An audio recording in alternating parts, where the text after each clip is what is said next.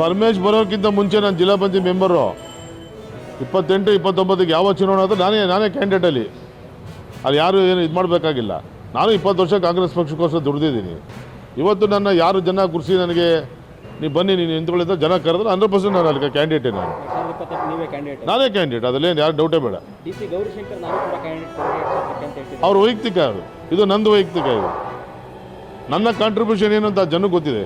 ಕೊರಟಗೆರೆ ಕ್ಷೇತ್ರಕ್ಕೆ ಈ ಲಾಸ್ಟ್ 20 ವರ್ಷ ನಾನು ಇವಾಗೂ ನಿರಂತರವಾಗಿ ಜನದ ಜೊತೆ ಇದ್ದೀನಿ.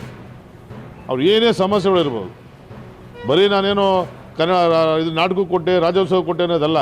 ಪ್ರತಿದಿನ ತುಮಕೂರು ಜಿಲ್ಲೆ ಕೊರಟಗೆರೆ ತಾಲೂಕಲ್ಲಿ ತುಮಕೂರು ಜಿಲ್ಲೆ. ಈಗ ನನ್ನ 35 ವರ್ಷದಿಂದ ನಮ್ಮ ತುಮಕೂರು ಹುಡುಗರು ಯಾಕೆ ನಾನು ಜ್ಞಾಪಿಸ್ಕೊತಾರೆ, ಕಷ್ಟ ಸುಖದಲ್ಲಿ ಆಗ್ತೀನಿ ಅಂತೇಳಿ, ಕಷ್ಟ ಸುಖ ಎರಡರಲ್ಲೂ ಆಗ್ತೀನಿ ಅಂತೇಳಿ ಗೌರಿಶಂಕರ್ ಅವರು ವೈಯಕ್ತಿಕ ಅಭಿಪ್ರಾಯ ಹೇಳಿದ್ದಾರೆ ಅಲ್ವಾ. ಕೊರಟಗೆರೆಗೂ ಅವ್ರಿಗೇನು ಅಂತ ಹತ್ರವಾಗಿ ಏನಿಲ್ಲ. ಗೌರಿಶಂಕರ್ ಕಾಂಗ್ರೆಸ್ನಿಂದ ಕೊಟ್ಟರೆ ಸರ್, ತಾವು ಸರ್ ಸ್ವತಂತ್ರ ಅಭ್ಯರ್ಥಿಗೆ ಏನಾದರೂ ನಿಲ್ಲೋ ಸಾಧ್ಯತೆ ಇದೆಯಾ ಸರ್? ನಾನು ಕ್ಯಾಂಡಿಡೇಟ್ ಅಷ್ಟೇ, ಯಾವ ಪಕ್ಷನೇ ಆಗಿರ್ಬೋದು. ನಾನು 20 ವರ್ಷ ಕಾಂಗ್ರೆಸ್ ಇದ್ದೀನಿ.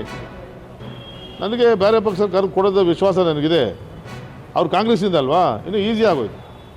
ನೀವು ಅಭ್ಯರ್ಥಿ ಆಗಿರ್ತಾರೆ 100% ಗಣೇಶನ ಮುಂದೆ ಹೇಳ್ತಾ ಇದ್ದೀನಿ.